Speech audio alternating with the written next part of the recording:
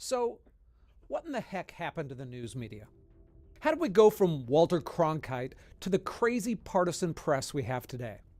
Every time there's a new poll about the American media, it hits an all time low. Today, about 3 out of 4 Americans say they distrust the mass media completely. And I think it should be a lot more too. It should hopefully, in not a just world, but a more sane world, it'll be 4 out of 4. Because 4 out of 4 should recognize that these news companies are owned by these billionaires and multi millionaires that are just trying to push an agenda and not really focus on news. But how does this stand up in history? Was the press really once a bastion of impartiality, or is the story more complicated? Actually, I reckon it's always been a little partisan, but it was definitely heavily more news focused. It was a lot less unbiased.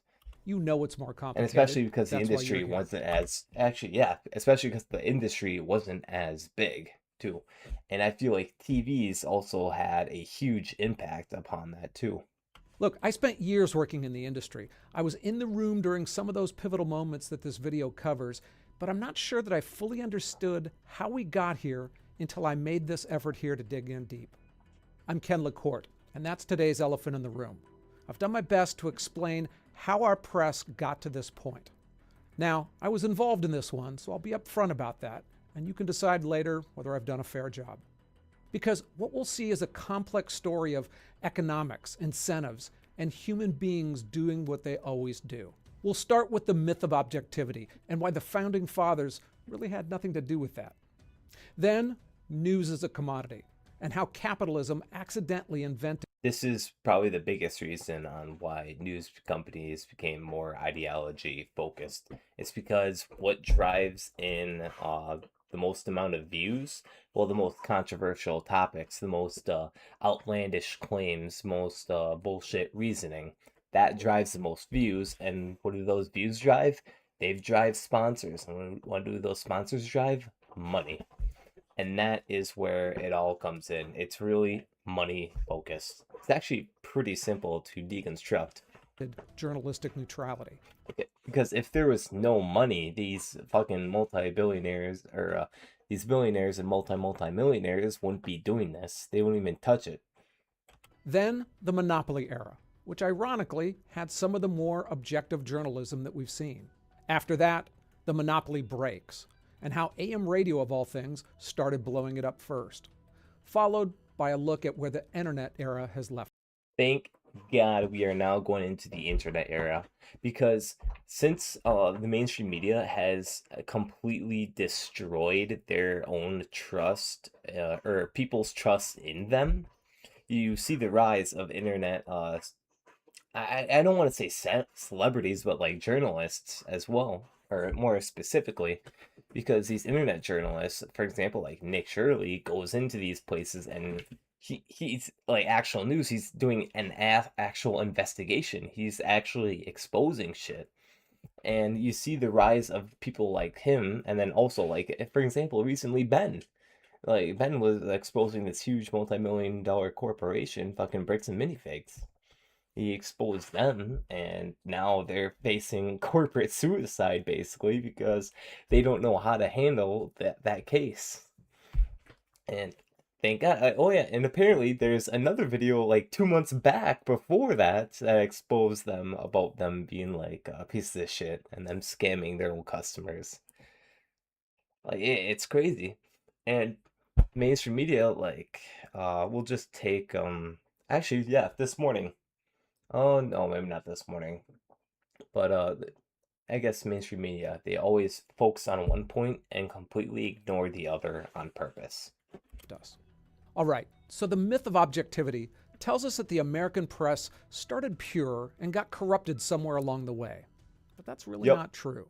At the That's beginning, that's what it seems like to me over these past like I'd say 16, no, not 16 years. Because I didn't really start paying attention until then. I'd say 12 years. These past 12 years. Because even when I was little, I did kind of start to notice. of American history, the press wasn't something that reported the news. They weaponized it for politics. And the men who wrote the First Amendment, they were the ones loading the muskets. Alexander Hamilton bankrolled the Gazette of the United States. Oh, that's true. This is definitely true. Thomas Jefferson and James Madison founded the National Gazette. The colonists who rebelled definitely used the press to weaponize words against the British, and they're, I think, one of the most famous. What was I can't think of it. Never mind about the most famous. And put its editor on the State Department payroll, a direct subsidy. And it wasn't just the famous names. Government contracts and appointments went to friendly papers as a matter of course. By the 1790s, virtually every significant political figure had a newspaper in his corner. It was a nationwide infrastructure of patronage press. And they didn't report news in any modern sense. They ran opinion, political warfare, and personal attacks. One paper called Adams, a hideous hermaphroditical character, which has neither the force and firmness of a man. Bro, I miss insults like these. Can you imagine you're in a rap battle and he just pulls out this line? Oh my God. Nor the gentleness and sensibility of a woman. Another called Jefferson a mean-spirited, low-lived fellow, the son of a half-bred Indian squaw, sired by a Virginia mulatto father. I mean, if you think that sounds like Twitter, I agree. Bro, Twitter, like, I don't even know if there's a 0.01% of people who even talk or write like that anymore. Maybe like 1 out of 1,000,000 or 1 out of 10 million. Nobody considered any of this a scandal. It was just journalism of the day. And journalism, that was politics by any other means. Benjamin Franklin's own grandson ran the Aurora out of Philadelphia, and he saved his sharpest criticism for Washington himself. When Washington was stepping down in 1796, he wrote that if ever a nation was debauched by a man, the American nation has been debauched by Washington. And they called the first president's farewell address the loathings of a sick mind. Washington complained in private letters that he was being assailed so much that he stopped reading newspapers entirely in his final years in office. The most admired man in America was so ground down by the press that he just quit paying attention. And beyond friendly government contracts, the government subsidized all of it. The Post Office Act of 1792 allowed newspapers to be mailed with drastically reduced postage rates. The government essentially financed the partisan press from the very beginning. Those cheap media rates, they still exist today. And presidents fought back with sharp elbows and sometimes strong laws. The Alien and Sedition Act of 1798, President Adams made it a criminal offense to publish false, scandalous, or malicious writings against the government. In practice, prosecutors use it almost exclusively against editors who criticized Adams. And that's the unfortunate thing because, yes, the First Amendment does not protect slander.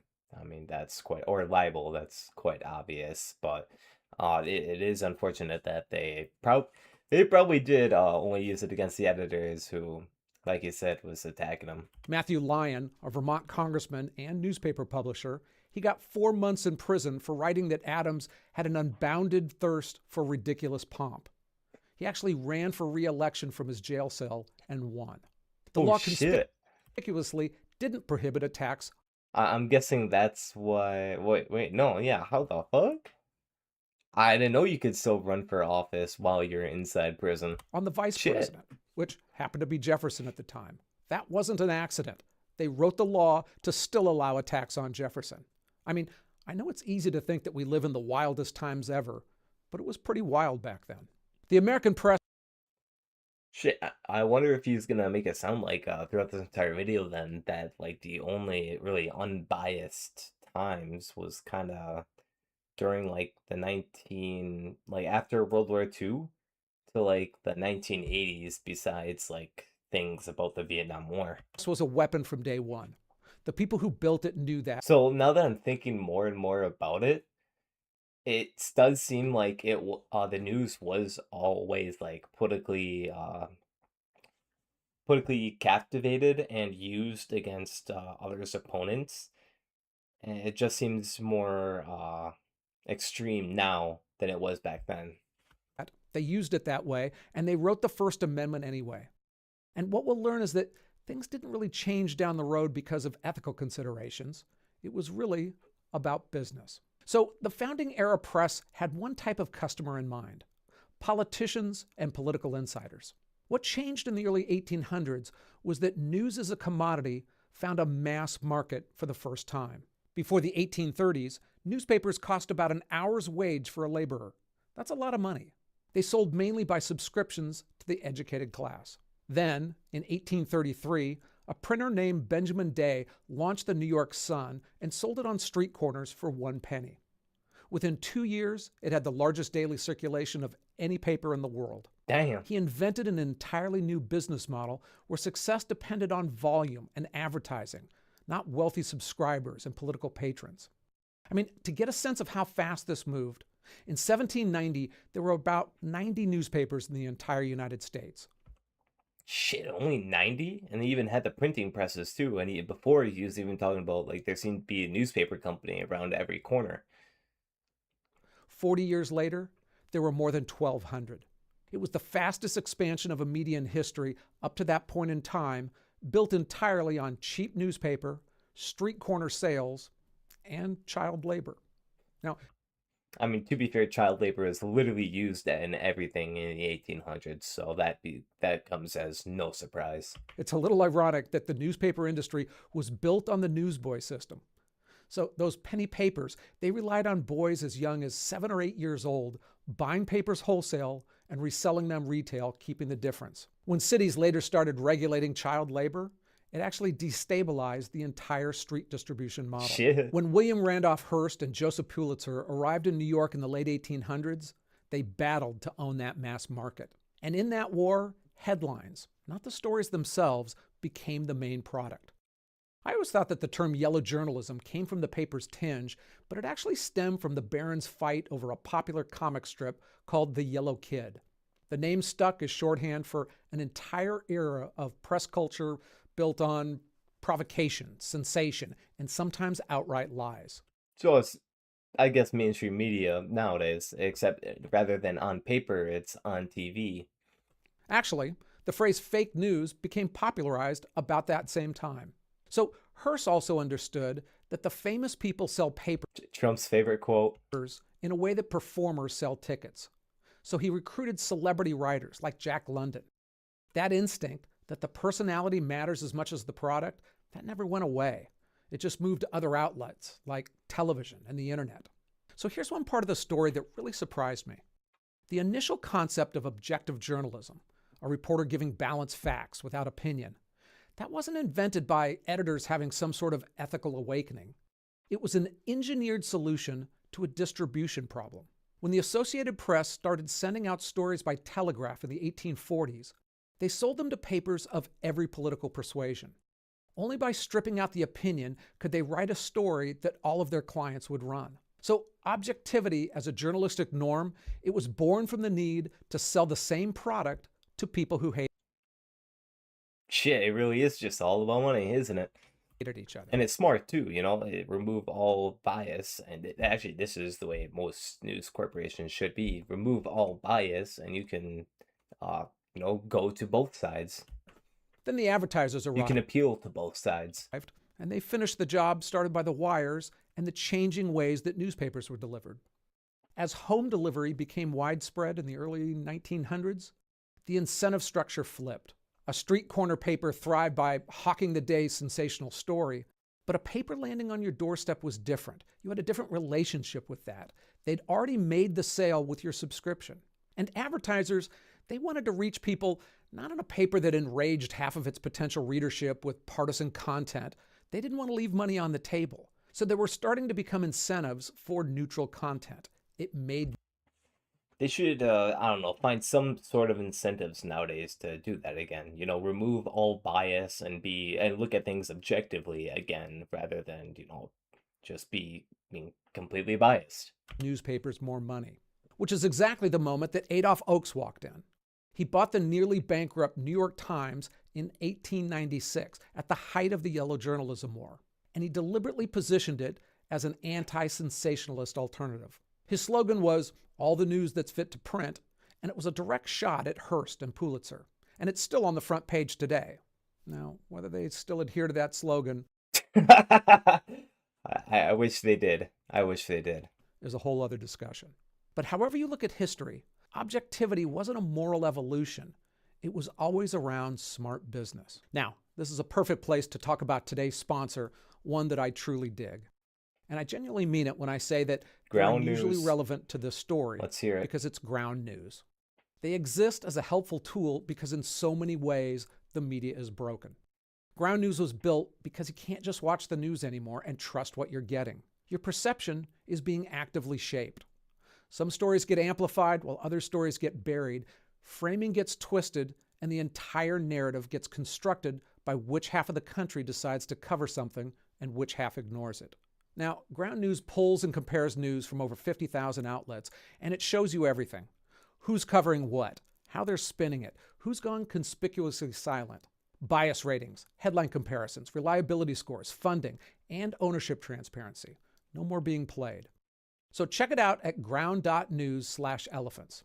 And the feature I keep coming back to time and time again, it's Blind Spot, because it exposes stories getting wall-to-wall coverage on one side while being completely ignored on the other. That's important. This story about the US threatening to scrap EU visa waivers over data sharing demands, it was covered completely on the left. While this one, on how school choice reportedly caused graduation rates and college acceptance to skyrocket in Louisiana's high crime areas, it was only covered on the right. This is what we're talking about today, and it's exactly why this tool exists. I'm on the Vantage plan, and I check it daily. With my link, you can get 40% off at ground.news/elephants or scan the QR code. It keeps this channel going, and I genuinely appreciate it. For most of American history, the press was loud, and it was a crowded field of outlets, and they were fighting for survival. Then something strange happened. It got quiet. News became a monopoly. And the monopoly era is where objectivity actually took root. At the 1800s, many American cities had 4 or 5 competing daily newspapers. By 1970, most had only 1 or maybe 2. And even when 2 papers technically competed, they were often sharing a printing press and splitting the ad revenue. Competitors in name only, perhaps. But the Watergate scandal helped change things, as journalism suddenly became glamorous. Because before that, reporting was largely a blue-collar profession.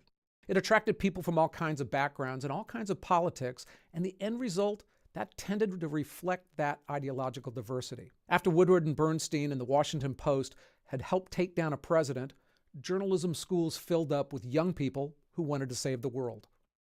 Young patriotic people. That's what we need today. That's what we actually, I think it already is kind of starting to happen because again, like Nick Shirley exposing just that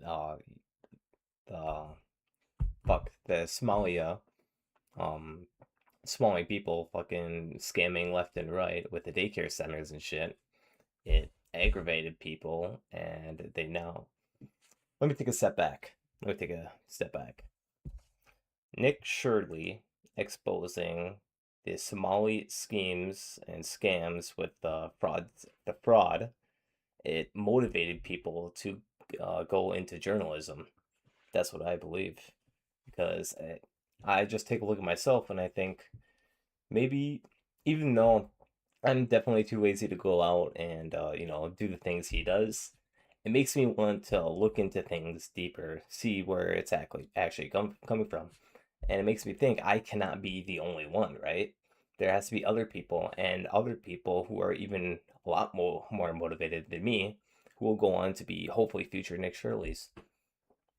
Between 1960 and So I 1975, the number of journalism majors on at the U.S. rise. colleges and universities exploded from roughly 11,000 to more than 64,000.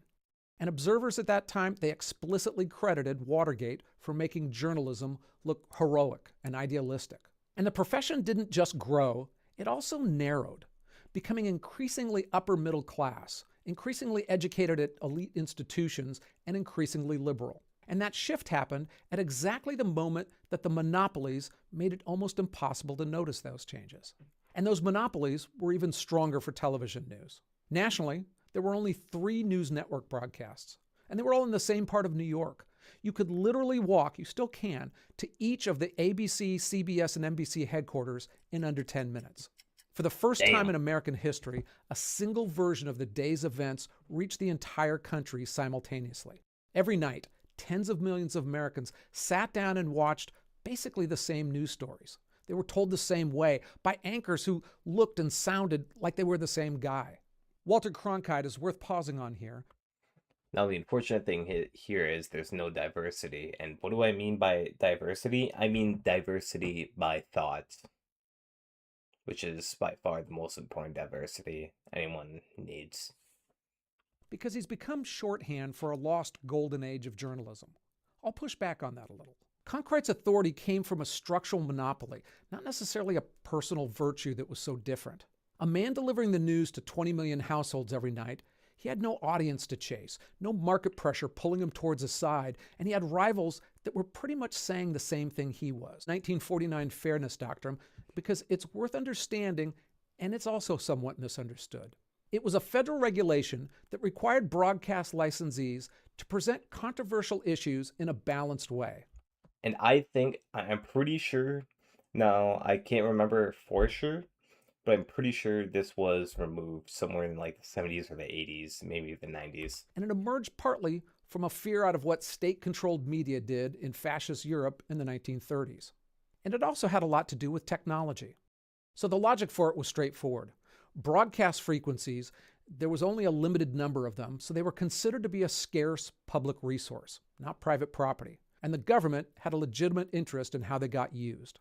It applied only to radio and television, not newspapers. In reality, it produced blandness more than balance. Station owners found it easier just to avoid controversial topics That's unfortunate. That is. entirely than to risk problems.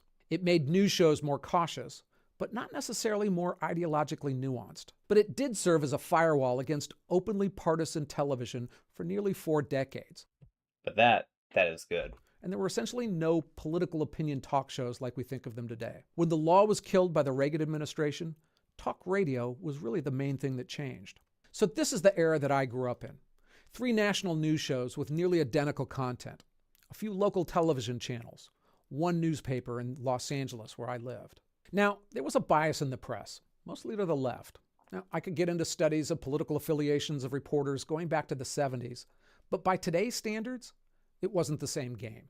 I mean, it leaned left in what stories were covered and the angles they pursued, but the journalists of that era, they would barely recognize their outlets today.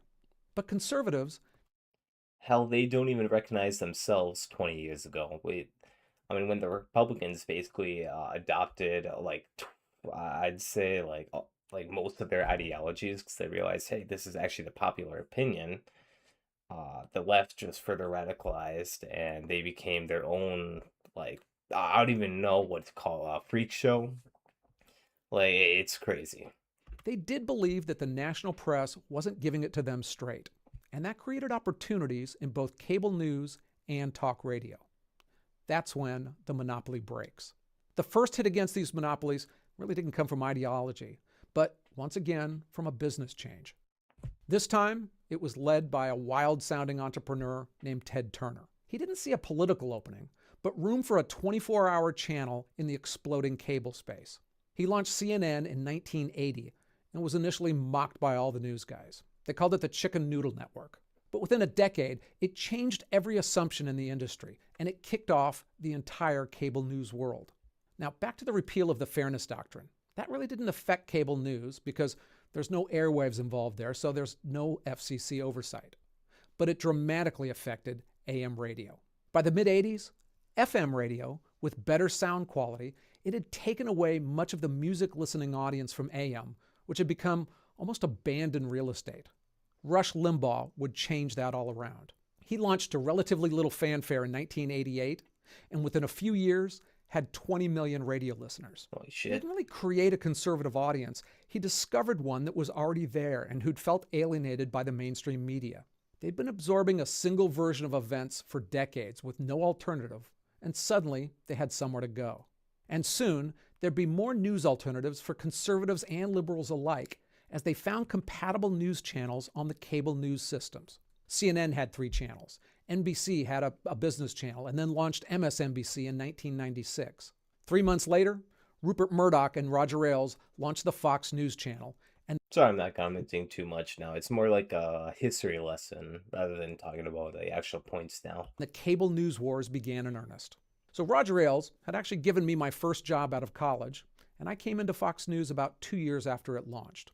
Now, I may do a whole video on this someday because it's pretty interesting. I first ran the West Coast operations of Fox before later running FoxNews.com. And throughout my years there, I saw firsthand how Fox and other channels changed over time. I mean, Roger's goal was always to offer up a news channel for conservatives, and he initially created something that really wasn't all that ideologically driven as it is today. In the 2000s, most of the daytime hours, they were straight news shows, without hosts offering up their opinions. Now, Fox certainly looked at different stories than its competitors did, but it could decently defend its fair and balanced motto, which it's since abandoned. The primetime evening shows, now they were all about opinion, but for years the lineup was Bill O'Reilly, a populist conservative, the right-left of Hannity and Combs, and Greta Van Susteren, who was a true moderate. But audience and cable economics, they got a vote as well. The more opinionated and the more conservative shows on Fox, they started dominating the ratings. The daytime shows, they started getting more political and more successful as well. At Fox's competitors, And more successful means more money. And so they're going to keep going after those incentives, and the cycle's just going to keep continuing. the same thing was happening on the left. MSNBC went hardcore left and their numbers rose dramatically. CNN had leaned left, but was really the last one to go kind of all in on pushing their politics. All of this happened gradually over a decade or two. And I tell you, the audience had a big part of this. Because when a show, let's say Hannity and Combs, they dropped the Combs and it was just Hannity. His numbers went up. It brought in more money. All of a sudden, you're seeing certain shows are doing better. You emulate that across your channel because you want to be successful. That happened everywhere. Except newspapers for a while, because they watched it all from a distance with something close to contempt. They looked at cable news and talk radio. They saw a carnival, loud, crass, and beneath them. They assumed that their neutral, authoritative newspaper was the durable product and the partisan stuff was a sideshow that serious people would eventually tune out. They were wrong. And by the time they really understood what was actually going on, they were disrupted right out of jobs. Look, this is a good time to mention, if I screw up anywhere here, tell me about it in the comments and I'll address it in a pinned comment below.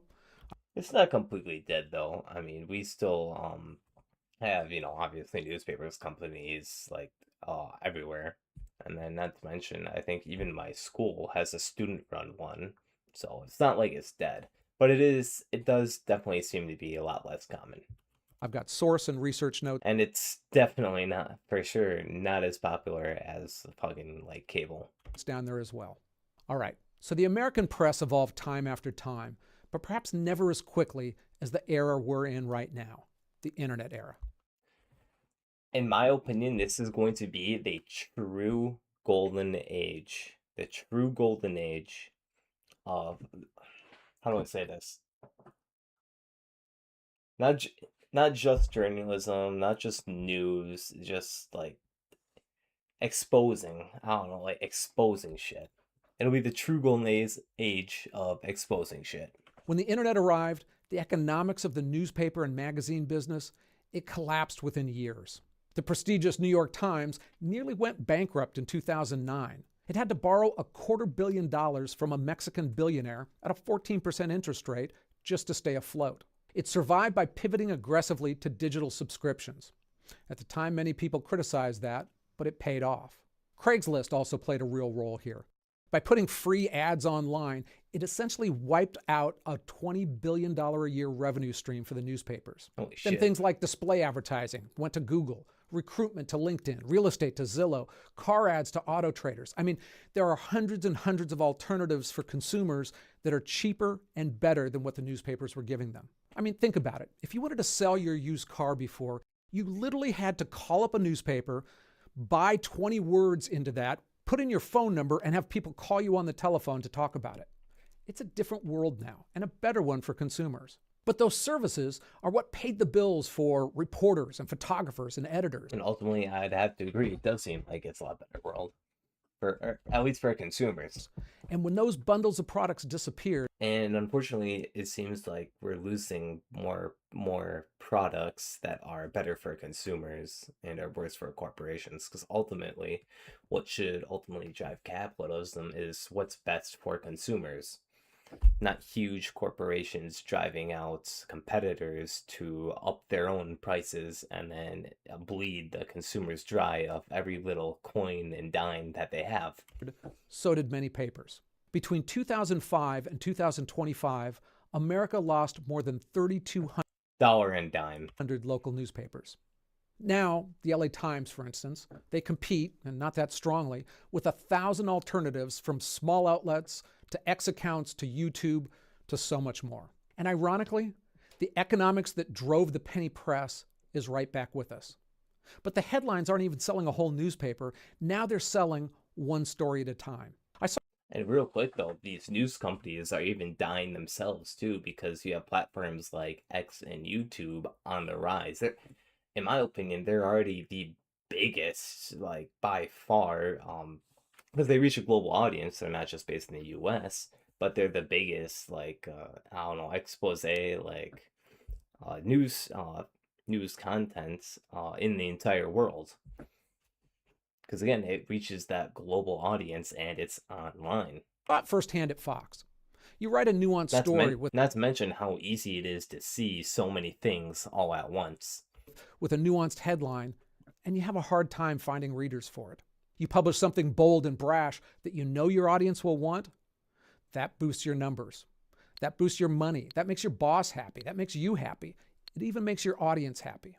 Because it's easy, and perhaps not wrong, to say those editors should write more balanced stories, not this partisan rage bait. But the editors who stuck to their principles and refused to play that game, unfortunately, they got booted. They don't work there anymore. They got replaced by people who understand that the news business is indeed a business. You can fight the algorithm, but it's hard to beat it. But before anyone gets too finger pointy at the journalists or Silicon Valley programmers, remember that the algorithm is really shorthand for what the audience wants. That's all of us. If everybody clicks on partisan garbage, that's what we'll get more of. If everybody starts clicking on seriously good journalism, we'll get more of that. Look, that's what's made me so incredibly happy about the success of this channel. It isn't because it just found an audience. Because it found an audience not with garbage, but with pretty smart, nuanced takes on things. And that made me thrilled. So look, I actually popped up, I think, or one of his videos popped up. I think it was around like 6 months ago. And I watched it. And I'm like, shit, man, this guy, he's really good. I'm gonna watch more of him. And I think that it could have been right after I watched that Nick Shirley video. But either way, I'm glad I found him because he provides unbiased takes and looks at things critically and logically, and breaks them and deconstructs them down into a watchable video that's quite entertaining and will provide information and insight to us about the topic at hand. And take this for example, the news. Overall, this isn't the end state of the And it's not like he's trying to jam shit down your throat either. He's just saying it. Media. It's part of an ever-evolving way of how humans communicate with one another. I mean, we're still in the midst of a massive transformation, and it has some truly horrible products. But it has a whole lot of great information available right now at our fingertips, worldwide, 24/7. Because despite the problems, the world is more literate and exposed to new ideas than probably any time in human history. And it's gonna continue to be like that too. Yes, trust in the amorphous media is at an all-time low, but I personally find more people online that I do trust than at any point in my life. Because one thing about this era, it's not being spoon-fed to you by the experts. You actually create your own media diet yourself, and you get to decide how much junk food you want to binge on and how much solid information you want to pull in. So that brings us to where we are. The media has been in better and worse shape throughout the years, and most of that has been spurred by business changes and audience appetites. What's genuinely new now, it's the scale of the speed, and the fact that these days, anyone can play the game. Now, whether that produces a healthier information ecosystem or more. The good thing is, I think it is. I think that's exactly what's happening. Because again, you have less and less people who want to be spoon-fed some bullshit, and you have more and more people who just want to find out what the hell is going on. More chaotic one, that remains to be seen.